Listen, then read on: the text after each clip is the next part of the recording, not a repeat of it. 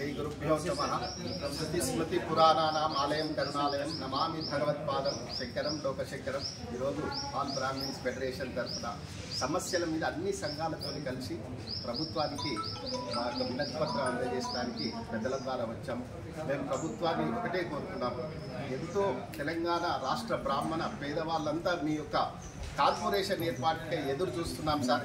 ఇప్పటికీ 1 సంవత్సరం అయింది కాబట్టి మీరు అతి త్వరగా మీరు కూడా చాలా సందర్భాల్లో త్వరలోనే కార్పొరేషన్ ఏర్పాటు చేస్తామన్నారు. అలాగే మన అర్చకులకు పురోహితులకు ఏకైక మార్గం ఒక ధార్మిక పరిషత్ ఏర్పడి ఆ ధార్మిక పరిషత్తును ఒక స్వామిలో లేదు ఒక ఆధ్యాత్మికవేత్తలు వేస్తే ఇవన్నీ మానిటర్ అవుతాయి. అన్ని సమస్యలు తీరాలంటే మీరు తప్పకుండా బ్రాహ్మణ కార్పొరేషన్ ఏర్పాటు చేయాలి.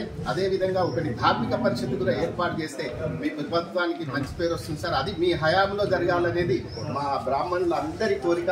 కాబట్టి మీరు త్వరగా ఈ నిర్ణయం తీసుకొని బ్రాహ్మణులను వారి యొక్క కోరికలను తీర్చాలని మా యొక్క సంఘాల తరఫున ఇక్కడ సమస్యల మీద అన్ని సంఘాలు కలిశాము. ఇక్కడ బ్రాహ్మణానం అనేకత్వం లేదు, బ్రాహ్మణానం ఏకత్వమే ఉంది. కాబట్టి అన్ని బ్రాహ్మణ సంఘాలతో మేము మాట్లాడుతున్నాము. పెద్దలు కృష్ణమూర్తి గారు కానీ ధర్మకృష్ణ ఇలా మహిళామణులు ఇలా శోభ గారు కానీ మన అందరూ అనురాధ గారు వీళ్ళందరం మేము ఒక ఏకంగా వచ్చి మీకు ప్రభుత్వానికి విన్నవిస్తున్నాము. అందరూ మనమే సార్. మేము సమస్యల మీద బ్రాహ్మణ సంఘాలు అన్ని ఏకంగానే ఉన్నాయని తెలియజేసుకుంటూ జై బ్రాహ్మణ్, జై పరశురామ్, జై చాళుక్య. ధన్యవాదాలు. మీరు ద్రవిణ బాబు. ధన్యవాదాలు.